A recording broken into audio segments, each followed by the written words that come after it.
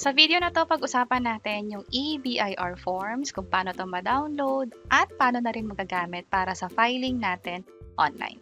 By the way, kung first time mo sa channel na to and gusto mo pa ng mga online tutorial videos katulad nito, please click the subscribe button.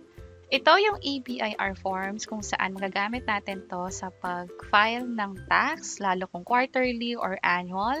At ang maganda pa dyan, online lang yung pag-file gamit nga itong EBIR form.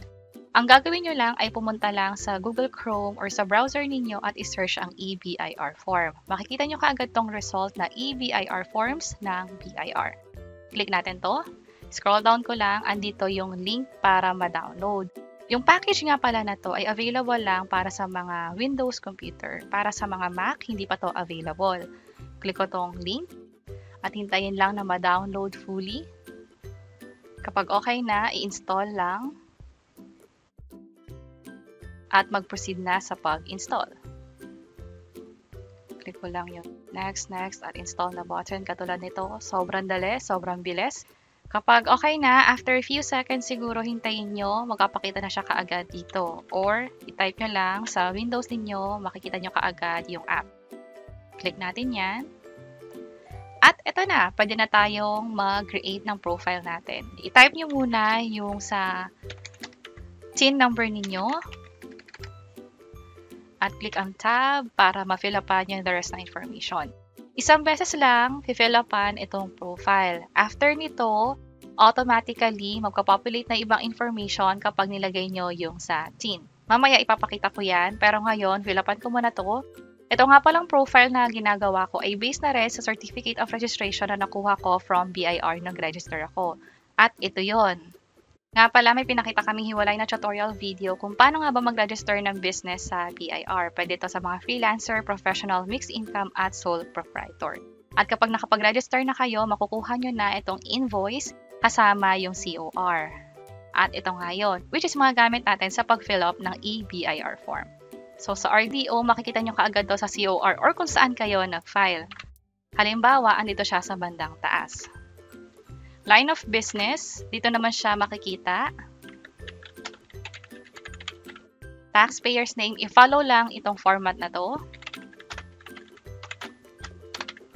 At registered address, makikita naman yan dito mismo.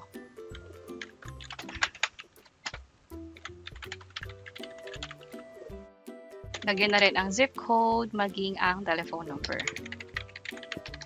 Email address, ito yung ginamit natin sa ORUS o yung nag-fill up tayo ng form sa BIR, yun yung nakalagay dito. Kapag okay na, dito sa bandang baba, yung list of BIR forms. Ito talaga yung pinakadahilan kung bakit tayo nag-install ng EBIR, kung saan pwede nating ma-access yung mga forms na nandito.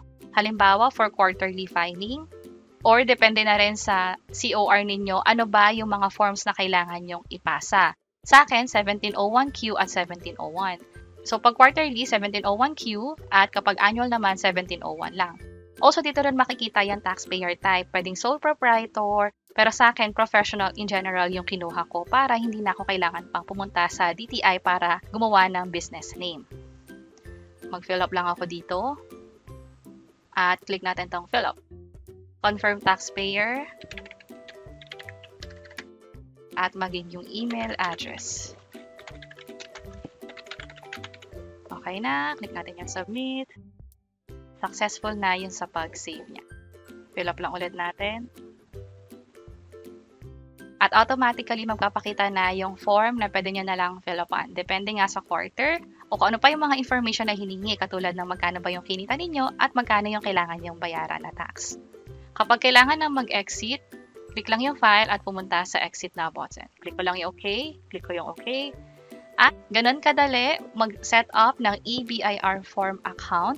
Bali kapag inopen nyo ulit yung sa EBIR, ang gagawin nyo na lang ay i-fill up itong TIN number.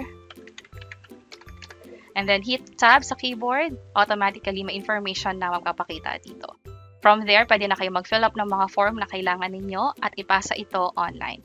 Para nga pala sa mga succeeding videos, kung interesado kayo kung paano mag-file ng quarterly or annual, pwede nyo i-check yung page or channel namin or pwede rin yung mga link dito sa bandang baba. Sana makatulong and see you sa mga next videos. Bye-bye!